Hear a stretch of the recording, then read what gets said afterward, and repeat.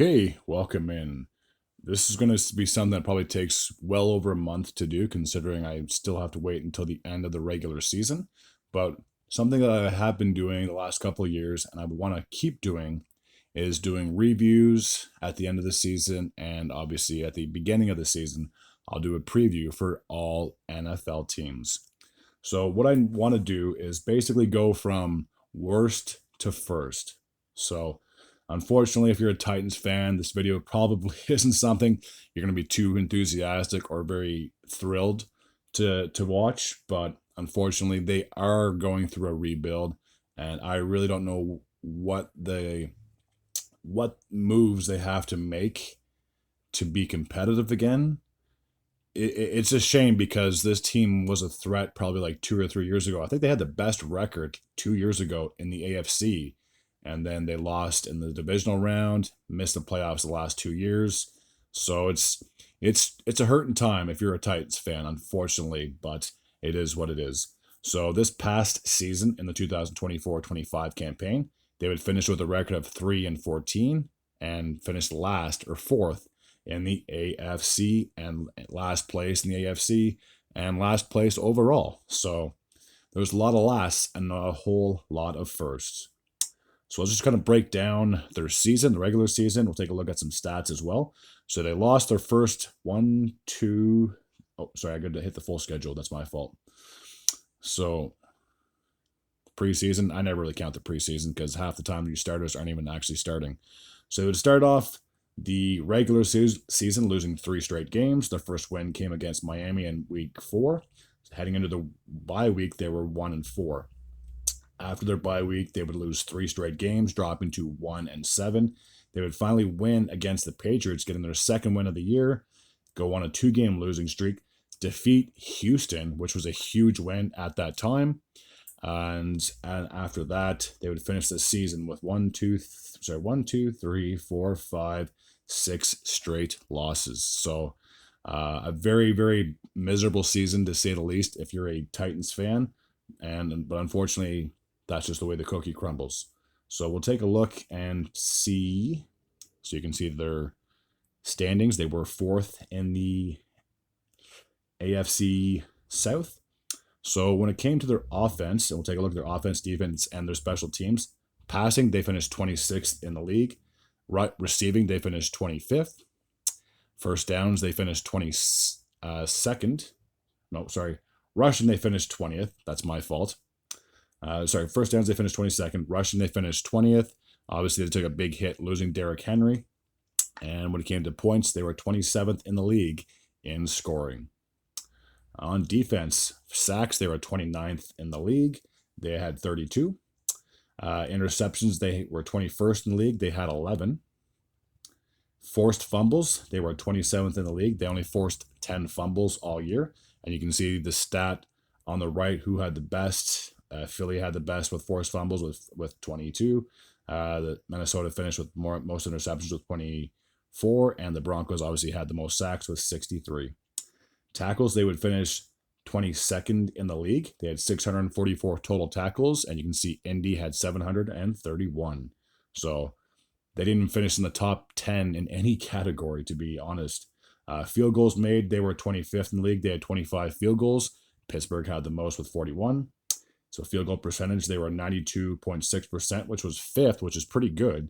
Tampa Bay had the best field goal percentage with 93.8. So they at least finished in the top 5 with field goal percentage. So that's something. Extra points made, they were 24th in the league. They had 28 extra points made. Detroit had 64. Their extra point percentage, I feel like a lot of teams were, and it says they were 7th, but they had 100%. Denver was also in first with 100%. So their extra point percentage, I feel like a lot of teams, there's probably just a big tie for that category. I've never actually seen an extra point percentage before. That's pretty mind-blowing to me. So that's their offense, defense, and their special teams when it comes to the Tennessee Titans. And there's their coach, the owners. They've been in the league since 1960, but before they were the Titans, they were obviously the Houston Oilers, and they play at Nissan Stadium. So I don't really think I have to show you those 4 categories. But yeah, I Again, I really wish I knew what else or what more that they could do. They've tried drafting. They obviously tried drafting Levis or Will Levi, and that has not panned out for them. So will they potentially pursue another quarterback in this upcoming draft? I wouldn't be surprised if they did it because they need a quarterback. If you don't have a quarterback, you're not going to be a good team at all. So for the Titans, like I said, it's a very touching time. I don't know where they go after. I mean, once you hit rock bottom, you can't go anywhere but up. So hopefully next season they finish with a better record than 3-14. At least they should. But yeah, just a very overall disappointing year. Um, Again, I'm just going to sound like a broken record saying this over and over again, but to me, it felt like I don't know. I'm just I'm not a loss of words. I don't have anything written down in front of me. I'm just kind of winging this, kind of just going with what I got. But man, this is a troubling times. I'm not gonna lie. I don't know how a team went from being so competitive from the 2019-20 season to the 2022-23 season. I'm pretty sure they made the playoffs all those years, but unfortunately, they just haven't made any progress. The closest they ever got was in the first year when they had Ryan Tannehill at the helm because Mariota went down with an injury. They got all the way to the AFC Championship game, but unfortunately, they lost to the New England Patriots. And it seems like every year after that, they were basically one and done. Like they made the playoffs, but they either bounced in the divisional round or the wild card round. And yeah, they've just been very poor ever since. Now, one thing I do want to touch on when it comes to the AFC South is there are certain divisions where one or two teams or one team might really be dominant and win the division year after year. With the AFC South, this seems like it's really up for grabs. And I hit on the shot button by mistake. Sorry. Now, granted, Houston seems to have, found their stride, and they should be atop of that division for X amount of years to come because C.J. Stroud is a fantastic quarterback, and they have a really good team all around them, both offensively and defensively.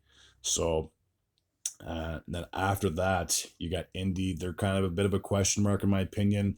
They underperformed this past year, and last year, it came down to a game against the Texans for them to decide the divisions. They were very close last year at making the playoffs. They were close this year, but they lost in their Week 17 matchup against the Giants, which basically killed their season at that point. And so, yeah, for Indy, I really don't know. I don't see Indy finishing worse than the Titans. And then the Jaguars, well, there's another team. They're just similar to the Titans where they were just competitive 2 years ago. They won the division for God's sakes, and then they fell off their horse last year, and they were just as bad as the Titans were this year, if I'm going to be completely honest with you. So, yeah, that AFC South, there's really just the Texans, I truly believe, that should come out of that division next year again. I don't see the Titans surpassing the Texans, and I don't see the Jaguars or the Colts. I'm going to be blunt.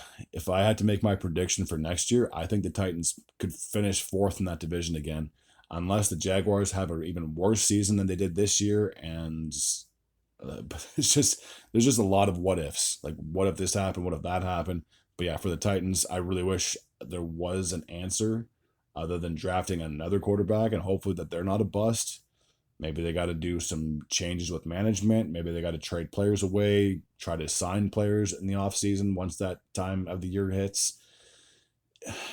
It's tough. It really is tough. And I don't like talking about teams that are the worst in the league and then going to first, but that's just the way I roll, I guess. So, yeah, it's unfortunate for the Titans, but we'll see what changes they bring in the offseason. And speaking of off-season changes, one thing I really want to try to do is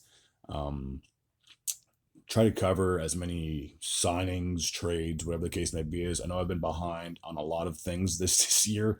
So this season hasn't really panned out the way I hoped it would be when it came to covering different teams and all that other jazz. But yeah, once the off-season hits, which will be after the Super Bowl, then I'm really hoping whatever changes happen with teams, coaches, management, whatever it is, I can try my best to cover all of that. So hopefully there will be more videos to come talking about off-season moves when it comes to the NFL. Alrighty, I know this wasn't that in-depth. I didn't go over player statistics and all the other stuff, but for me, it's what's the point of looking at all the Titans stuff? You know what? Actually, just for spits and giggles, let's just do it. Let's just do it. Why not? So yeah, Will Levis, passing yards, 2,090, 13 touchdowns, 12 interceptions. So he was basically a touchdown and interception guy per game, more or less. Calvin Ridley, the wide receiver, he had 1,000 receiving yards, 64 receptions, 4 touchdowns, averaging about 16 yards catch. Nick Westbrook Ikrine, if I pronounced that name correctly, finished with 497 receiving yards, 9 touchdowns, 32 receptions. Tony Pollard on the running back, he had 5 touchdowns, 260 attempts. Doesn't show his, for over 1,000 yards. So he had a respectable season, but again, for the rest of the team, it was subpar. Tyjae Spears, the other running back, finished with 312 rushing yards, 84 attempts, 4 touchdowns. Why not just take a look at the defense? Sure. Harold Landry, the outside linebacker, finished with 9 sacks, 42 tackles. There we go. No fumbles, no picks. Kenneth Murray Jr., inside linebacker, 57 tackles, 3.5 sacks, 1 forced fumble, and 1 interception. Amani Hooker had 5 interceptions, 46 tackles, 2 forced fumbles, and 9 pass deflections. So those are the 3 or 4 big guys on their defensive side. And their special teams probably just be a kicker and a punter. Nick Folk, feels like this guy's been in the league forever. He had 21 field goals, 22 attempts, only missing 1 field goal. So his field goal percentage was 95.45, almost perfect, but not quite. And then their punter, Ryan Stonehouse, averaged about 50 yards a kick. He would finish with 3,691 yards of total kicking distance, I guess. 73 punts on the season. So there, I actually was able to pull up a few statistics. Wasn't able to show everybody, but yeah, that's the Titans in a nutshell. It's pretty bad that your punter has more yards than your than your quarterback. That says a lot about the team just right there. Okay, so yeah, I know I fumbled throughout the end, towards the end of this video, but I'm hoping as I was able to actually show some stats and how players did, that's what I'm going to see if I can try doing moving forward with the rest of the teams as I cover the rest of the NFL. All right, so as always, if you're new to this channel and you like this type of content, feel free to hit the sub button. I'd be very grateful and very appreciative. Until next time, and as always, take care.